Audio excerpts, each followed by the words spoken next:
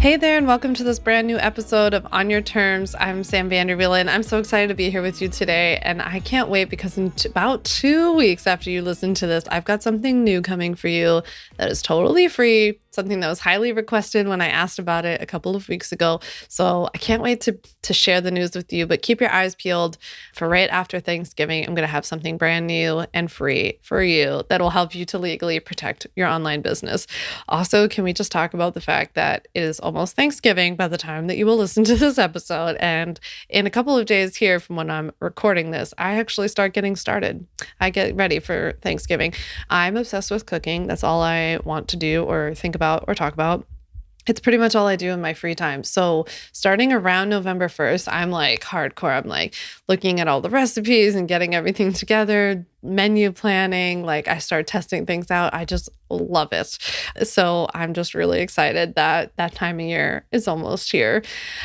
You'll also be listening to this episode right before Black Friday. And I just wanted to say something really quickly about Black Friday sales. I feel like I make this like disclaimer announcement every year, and I just want to share it again. So I have been in business now for like 5 years, and I've never run a Black Friday sale. And part of that is related to what I just shared with you, that the Thanksgiving time, like the holiday, which is my favorite holiday just because it's about food and spending time together, and not anything to do with any of the other significance around Thanksgiving. But because of that, I really like to slow down and be cozy and spend time with my family, take like long walks, log off of social media. That's so much more important to me. And could I automate something and set up sales or something like that? Sure. But I don't do that. I don't really do like big discounts and promos and all of these kinds of things anyway. I like to keep things really simple and evergreen. And I guess I just wanted to share that as permission almost, that it's okay if you don't want to participate in some of these things that you see in online business. Like if you see other people doing it and then that makes you feel like you're missing out, I'm just here to tell you that it's totally okay. And I hope to serve as an example of somebody who's never done that and who has done just fine in my online business. So I would rather just like be offline and keep my cozy sanity around that time of the year. But yeah, it's nothing against Black Friday sales. If people want to run them, cool. It's just like also okay to not do that. So I wanted to let you know. So I am so excited to share today's episode with you. First of all, I can't believe it's episode 17. Time flies when you're having fun. I've actually been really enjoying doing this podcast. I hope you've been enjoying it too. It's so helpful to me when you guys reach out and let me know that you've been listening, or like what your takeaways were, or, that the show has impacted you in some way. Cause like, a lot of times you can just feel like you're putting stuff out there and you're like, are people liking this? But I love it when you guys reach out and you tell me you've been listening, and what you've been implementing from the episodes. I'm just like, so impressed always. But in today's episode, we're talking about what you have to do in order to have specifically an online business, because the point of today's episode is to not only for me to drive home the point that online businesses are not immune from a lot of the rules that people think that they're immune to, but there are also certain things that are really specific to having a more of an online presence, right? Doing more of our marketing through social media, or through our websites, or building email lists, and like things that we are doing more often that we want to make sure we have legally protected. So in today's episode, I talk with you about things like scope of practice and legally protecting your website and getting client contracts set up, even like what kind of contracts you need to use at checkout if you sell courses and programs.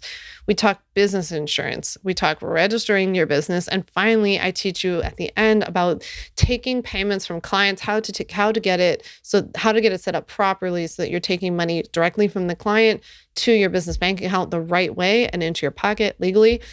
So we go over all of that today.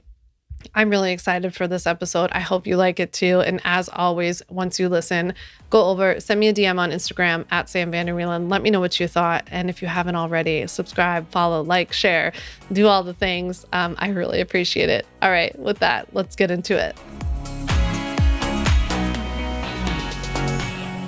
So for some reason, somewhere along the way, people started to think that having an online business was somehow really different than having any other kind of business. And it's always been funny to me on the other side of things, on the legal side of things, thinking like, So we have a whole bunch of people running around being like, I want to be taken seriously and I have a real business. And there are like memes about it and reels about it and all kinds of things. But then people don't do the things that real businesses have to do. So today we're going to talk about not only what any business needs to do, but 6 things specifically that online businesses need to do to be legitimate businesses, to be safe, to be run the right way, to be protected for you, to be protected as the business owner, and everything in between. And I want to make it really clear today that online businesses are not immune from having to do things that normal businesses would have to do to get set up, to follow the rules, to be protected, to pay taxes, or anything else. And, it is easier, of course, in a way. There are parts of starting an online business that are easier than it would be if we had to start a bakery, for example. You're going to hear me use bakery as an example a lot today, but probably because it's like my dream business.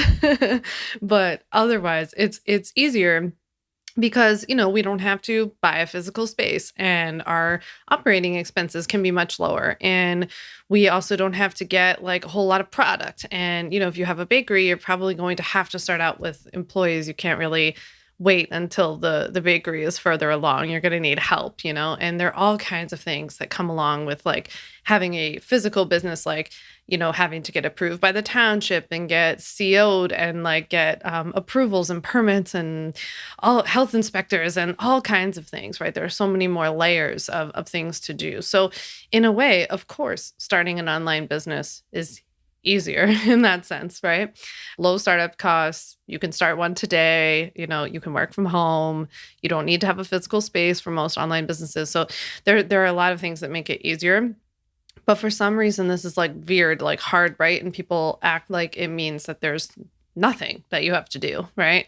And that's not the case. Like most things in life, it is not so black and white. Yes, you don't have a bakery, and so you don't have to go through all the hoops that they might have to go through, but there are still some hoops that you got to go through. And that's what we're going to cover today. I also know that there's not a lot of information online, at least not a lot of good information online about how to legally start an online business. So not just a business that operates online, because nowadays every single business operates online, right? But a business that only operates online or primarily operates online and performs virtual services like coaching and consulting and digital services like copywriting and web design and graphic design. So there are a lot of ways that you need to legally protect and start and form that kind of business. And that's what we're going to go over today. So some of the things that I hear about so often are like, I don't have to register my business until I make X amount of dollars. I've heard everything, but like for some reason, $10,000 seems to stick out to people. So they'll say like, I don't have to register my business until I make $10,000, right?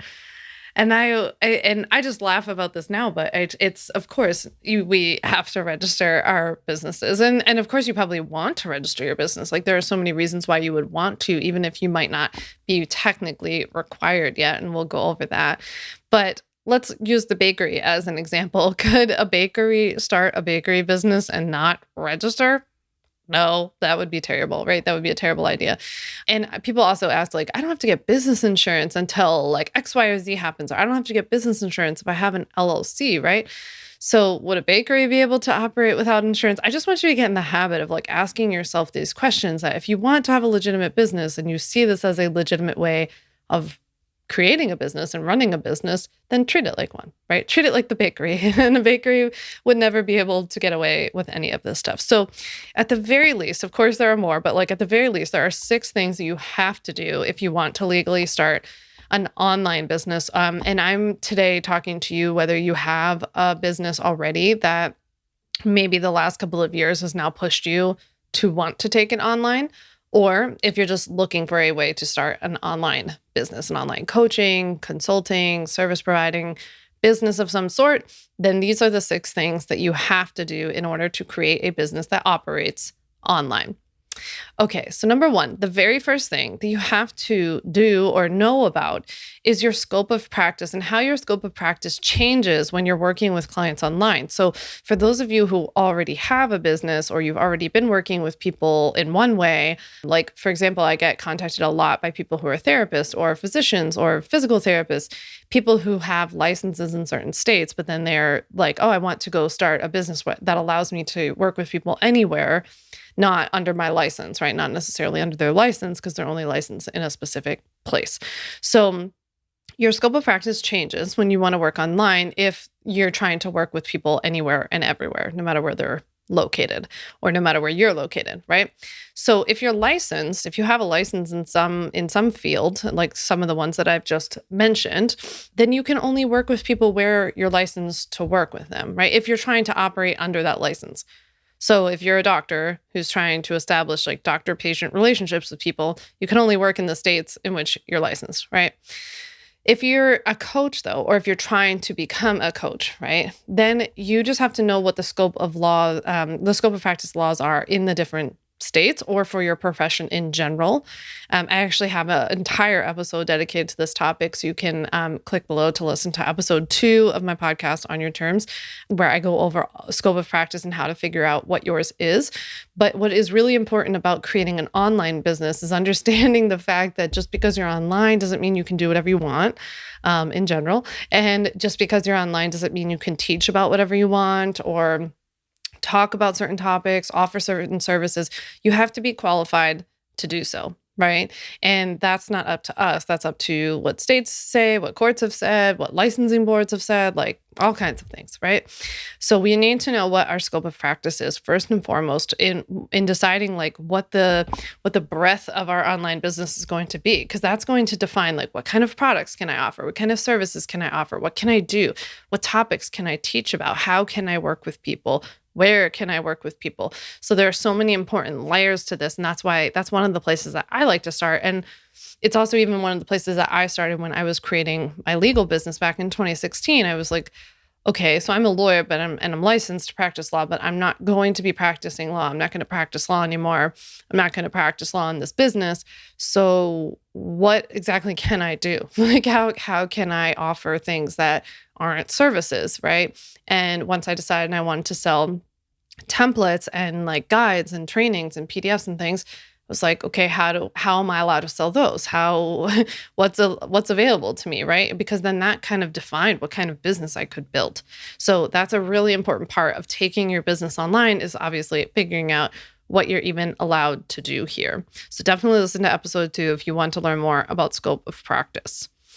Okay, the second thing that you have to do, the second legal must-have, is to legally protect your website. Because if you're switching to more of an online model, or you're now kind of like leaning more heavily into an online coaching or consulting business, then you might be selling products now on your website, right? Or you might be selling your services through your website, or selling your own like digital downloads or courses, group programs, all kinds of things through your website. So it's really important that we look at legally protecting your website now. But you're also going to be doing other things than just selling, I hope. So on your own website, you're probably now, if you're focusing more on online work, you're going to be building an email list through your website. And then you will also be posting more content there, I hope, because I hope you're not just treating your website just like an online business card with information. It really is like a library and a resource and a storefront for you to drive to, first of all, to magnetically attract traffic, ideal customers to your website, nurture them, and then take them to the next step. So it's why I'm so serious about like SEO driven content, evergreen content that's pulling people back to your website. And so if you're moving into the online space, you're going to be focusing a lot more on your website. So we need to make sure that your website is legally protected. So we legally protect our websites with 3 major website policies. So it's the privacy policy, the website disclaimer, and the terms and conditions. Those are the 3 policies that I recommend that you have on your website. Actually, I have an entire podcast episode 10 of On Your Terms is completely dedicated to talking about how to legally protect your website. So I'm going to point you to that down below if you want to learn more about legally protecting your website, because I don't want to take up that we could spend this whole episode just talking about websites. But what is really important to know is that it's not just about having those 3 policies. And as you'll hear me talk about in that episode and just in my business in general, it's just as much about how you actually walk the walk. So we don't just say on our websites like, hey, I don't offer medical advice, financial advice, legal advice, whatever, investing advice.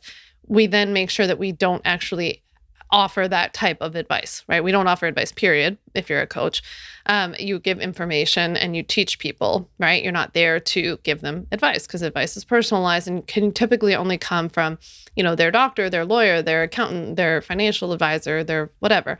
So their therapist. So it's really important that we kind of walk the walk with what we have on our website as well. So when we're going online and we're making an online business, we want to be just as careful and just as conscious of our language, otherwise known as our copy in the business. So anything that's written on your website, anything that's written in your emails, anything that you write on social media, how you talk about yourself and what you do, how you refer to yourself. A lot of times it's really important to give that a fresh look. If you haven't already, if you've never done this, now's a good time after this episode, go back and look at your stuff and make sure that it actually matches up. And that you're not just relying on having some sort of policy there that says, hey, I won't offer you medical advice, but then you give medical advice on your site, right? So it's super, super important. It's also really important to understand, if you are someone who's listening who is one of the people I was talking about earlier that has a license in some area, like you are a doctor, you are a lawyer, an accountant or whatever, and now you're trying to not be that, right? So you're trying to be a coach or a consultant or sell products or something else. It's really important that you don't try to have your cake and eat it too. So you can't heavily rely on the fact, sometimes what I will see online is people being like, I'm a doctor, I'm a doctor, I'm a doctor. But buy all this stuff from me. And when you do, I'm your coach, right? So I always say, or at least the way that I teach it, take it for what it's worth, but this is just the way that I do it, is that you can't have your cake and eat it too. So we can't go around advertising and marketing so heavily that you're this thing, and then only at the last second try to trick a customer almost, or let them know at the last second, right as they're about to hit the buy button, hey, I'm not your doctor, right? That feels a little too icky for me. So from my perspective, we make sure that we're not actually, advertising it too much. You can talk about it in the sense that it's part of your experience. I mean, you hear me talk a lot about how was an attorney. I mean, I am an attorney, but I was a practicing attorney, but I typically am talking about it in the sense that hey, I was a practicing attorney. I hated it. This is why I hated it. This is what I also saw wrong with the legal industry. And when I left and started my own health coaching business at first, I also realized how much information you all were missing out on and how much you didn't have access to. And I wanted to make that available to you. So I kind of use it as part of the story. It is part of the story, but it's part of the story of understanding why I'm qualified to talk about this stuff. But I never make it fuzzy about whether or not I'm somebody's attorney. I'm hyper clear. So with that, let's get into number 3. The third legal must-have when you're creating an online or virtual business is that now you have to start thinking about things like contracts. And that's not just for your client relationships. If you're an online coach or consultant, of course, you have to have contracts for any coaching or any sessions that you offer, anything like that. But you also have to get used to having contracts at checkout if you're going to sell digital products, courses, group programs, things like that. So you need a contract for every way that you work with someone or for every product or program that you sell. It's kind of as easy as that. So there's not any question about it. Anything that you sell, anything I can pay you money for, you need a contract for that. So it's really important that you make sure you know exactly which contracts you need for every kind of service. What I typically recommend is that if you're just starting out, you just write down the various ways that somebody can work with you or how somebody can pay you. And then you just say, okay, where's my contract for that? Where's my contract for that? And you just make sure you have a contract for each one of those. Obviously, I offer DIY legal templates for all the different contracts and policies that you need. You can buy them individually. You can get them inside my ultimate bundle, but you want to get a legit contract that's actually lawyer drafted that you can make more specific to you, not something that's super generic and that's not going to cover you anyway. I want to make sure too that you understand that there is a difference between contracts that people sign for you and then contracts that you put at checkout.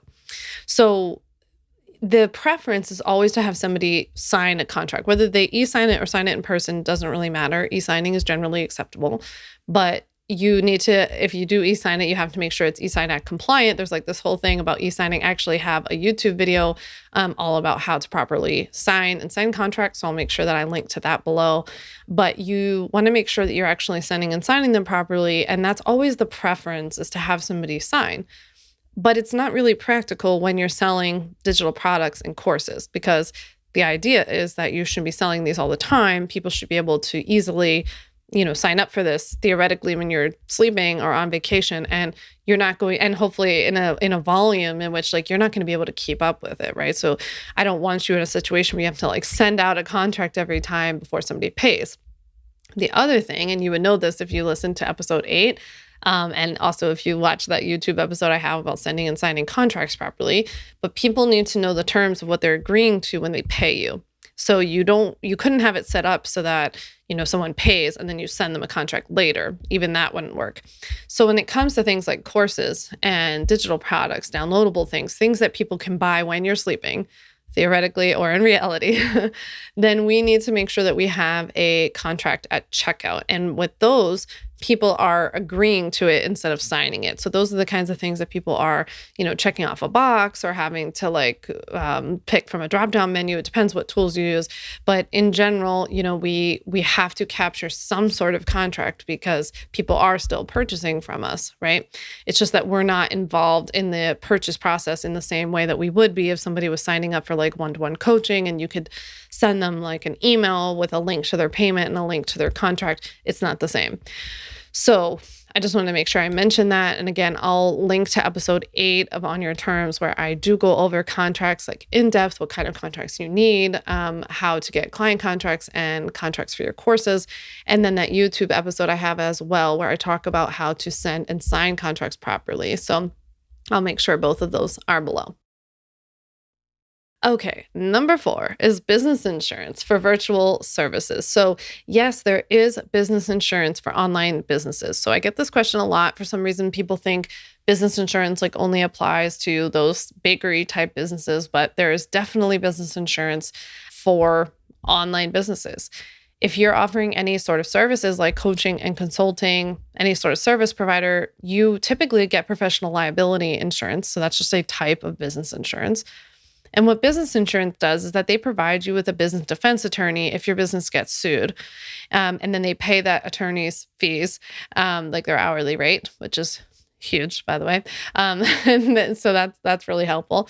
And then they also would pay for any judgment or settlement found as a result of that case if you got sued for something that was covered by your business insurance policy, right? So just like any other insurance, you have to actually be covered for the thing that you get, in trouble for, or that you get accused of. But you want to make sure that you look into getting business insurance. Just don't make the mistake of thinking that you don't need it because you are an online business.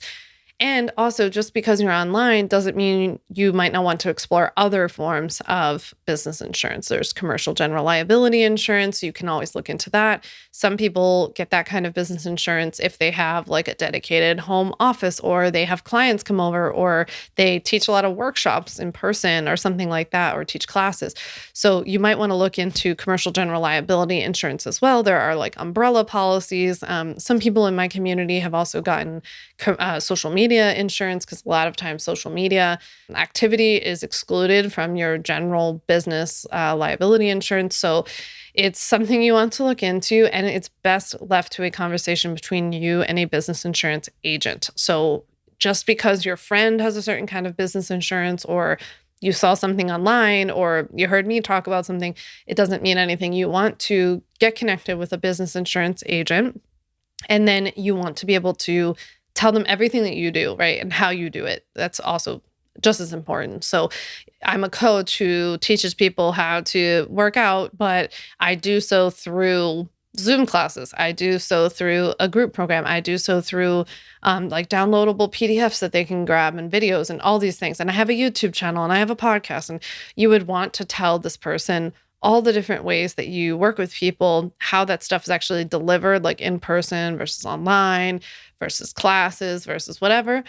And then also tell them a little bit about your marketing. So if you do have like social media channels, YouTube channel, whatever, I would tell them that kind of stuff so that they can tell you like, okay, well, that part is actually not covered, but we have this other policy, or you might want to look into getting another policy. That would be especially important if I were you, if you did like, if you had a YouTube channel, for example, and you did like workouts on there or guided meditations, or I don't know, something that was a bit more like interactive, or if you were giving tips and advice and information and education, I would definitely look into having that kind of insurance. So business insurance is a legal must-have for any online business, any business in general, but any online business as well. Number 5 is all about registering your business. So yes, you have to register an online business just like any other business. Well, I should say you have to register your business if, for one, you want any sort of personal liability protection in that business, but that's only if you register it in a certain way, which we'll talk about, but also if you want to start capturing business expenses. So I'm always surprised when people say that they want to hold off on registering their business until they make X amount of dollars, or because it's not profitable yet. Like people will say, oh, my business isn't profitable yet, so I want to hold off. And I'm like, but you could capture those business expenses. Even if it's a loss, it's helpful on your taxes, especially if you have another job, if you have another source of income, or you file married jointly and your spouse or partner has income, then you could reduce the taxable income if your business was currently operating at a loss. So there are benefits to registering. Of course, you can check with your own accountant about this, and you would definitely double check with them. Of course, you could go speak with a local to you small business attorney as well to talk about whether registration is right for you. But I just don't want you buying into some of the myths that you might hear or see online saying that you're supposed to wait until these like arbitrary benchmarks or something. I don't know. So you definitely register an online business.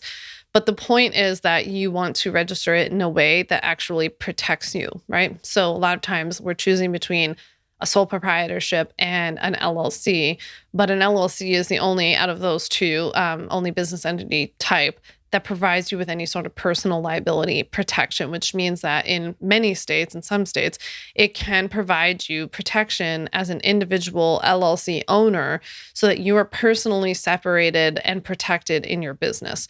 So basically, if there were any sort of debts or obligations or any liabilities of the business, that they're not yours as a person, they're on the business and they would stay there. And theoretically, you as a person should kind of stay walled off and protected, right? Some states are a little finicky about single member LLCs. There are, of course, things that you can try to do. You can try to draft an operating agreement that better protects you. You can try to register your business in a different state. Like there might be different options for you, but that's something you really only want to do under the guidance of your own attorney and an accountant, because you want to understand what the tax implications are for those decisions as well. But that might be something that you want to look into.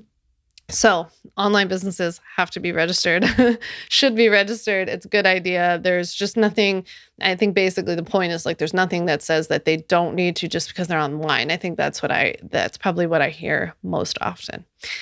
Okay, our 6th and final legal must-have is to get online payments the right way. So because if you're switching to an online business, or even for those of you who are just creating a new online business, I get a lot of questions from people who are like, I just don't understand how to get the money from like point A to point B, right? I don't understand how to get the money from my client's hands into my bank account the right way. Like I want to make sure I do it legally. So we first form our businesses, right? So we form our businesses, generally speaking, in the state where we live and work. We form it as a certain business entity type. We walk through all the steps that our state requires to get our businesses registered. And then we set up a business bank account in our business's name. So typically when you register your business, you'll get some sort of certificate of formation, or like every articles of incorporation. Every state calls it something different. You'll get that either in the mail or by email. You'll also have your EIN letter from the IRS. You'll take those 2 pieces of paper, or 2 documents at least, and you go to your local bank with a tiny bit of cash, maybe like $50 to $100 or something.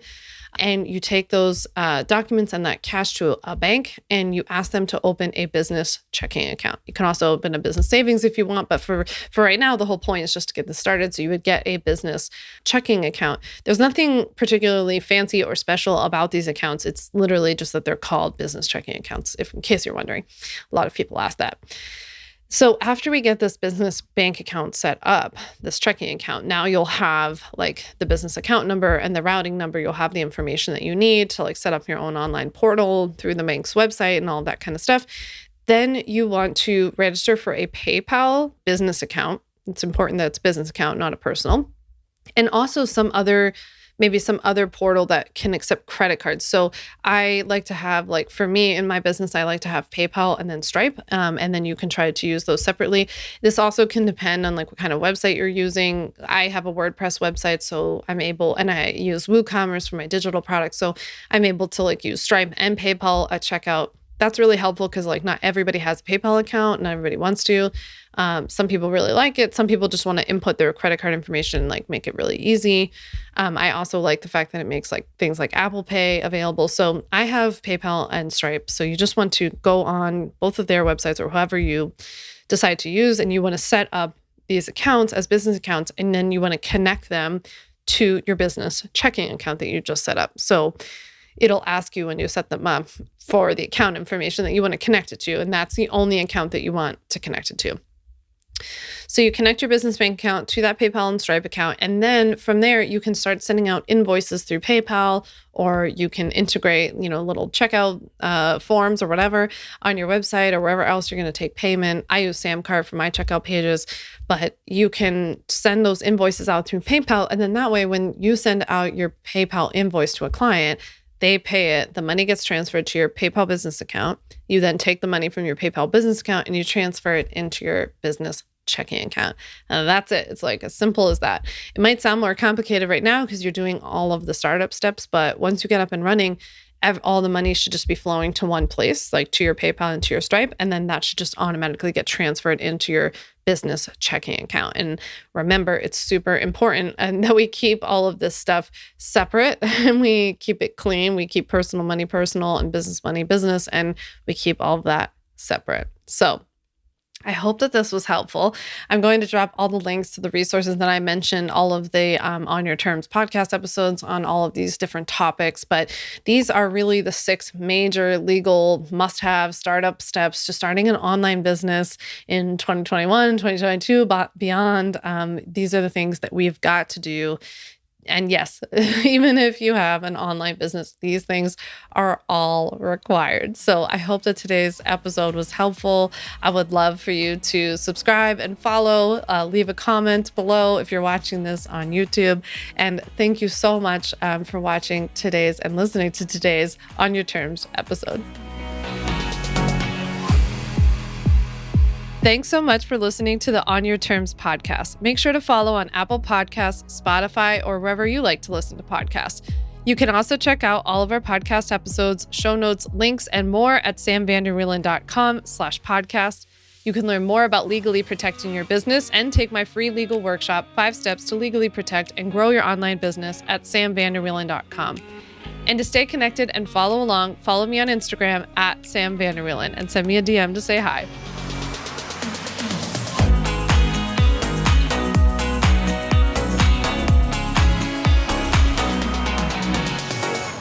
Just remember that although I am an attorney, I am not your attorney, and I am not offering you legal advice in today's episode. This episode and all of my episodes are informational and educational only. It is not a substitute for seeking out your own advice from your own lawyer. And please keep in mind that I can't offer you legal advice. I don't ever offer any legal services, but I think I offer some pretty good information.